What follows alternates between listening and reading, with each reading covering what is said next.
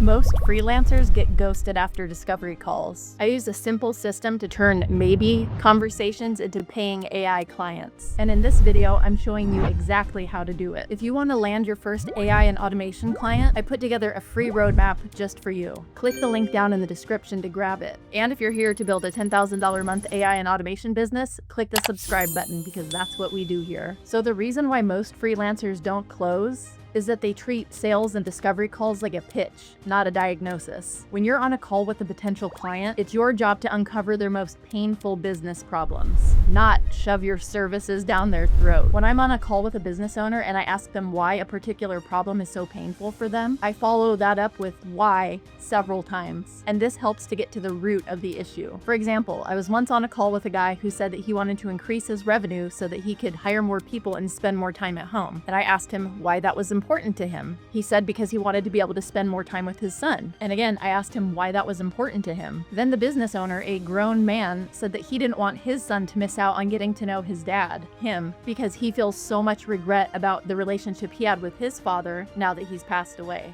So that is getting to the real impact that a problem has for a business owner. Another way that freelancers often fumble on these calls is that they don't know what questions to ask. So they either end up oversharing or underselling. I heard this quote the other day that really rings true, and it's that people don't buy when they understand, they buy when they feel understood. When you can restate the business owner's problems and pain points more clearly than they can, like you're entering the conversation that's already going on inside their head, they will assume that you have the solution because you so clearly understand their problem. Most people also fail to follow up strategically. Sending an email like, "Hey, are you ready to move forward?" is not effective follow-up. And the easiest way to turn a warm maybe into a red-hot hell yes is by answering any lingering questions, working through objections by getting to the root of the issue, and providing more value and education. So the result from these mistakes is lukewarm leads, no momentum, and ghosting. So here is my simple 3-step system to closing on repeat. Step 1 is the discovery call without a hardcore sales pitch. Keep it structured, keep it calm, and keep it curious. Act like you're a business therapist, and your job is to get the prospect talking about what the most pressing issues are in their business and what the financial, practical, and emotional impacts that those pain points have. Ask better questions, reflect their pain, and paint their dream outcome. This is so key. Use the same lingo and metaphors that they use to reflect their pain points and desires back to them. So if they mention that they're drowning in admin work and they can barely keep their nose above water, paraphrase it back to them by saying, "I hear you. You're underwater with your admin tasks and you feel like you're barely surviving your current workload. So don't pitch, get clarity, and earn trust." And you do this by asking clear questions and then listening. Really listening. Step 2 is use the transcription from the call in your favor. So I use Fathom to record all of my calls, and then when the call ends, I get the transcript from it. I found this to be the best option for me. Even when I've been on calls with people with heavy accents, Fathom is still able to accurately transcribe the call. And because I'm not worrying about taking notes when I'm on the call, I find that I'm able to ask better questions and be more present, focused, and engaged. And this is my absolute gold mine in the next step, which is building the proposal.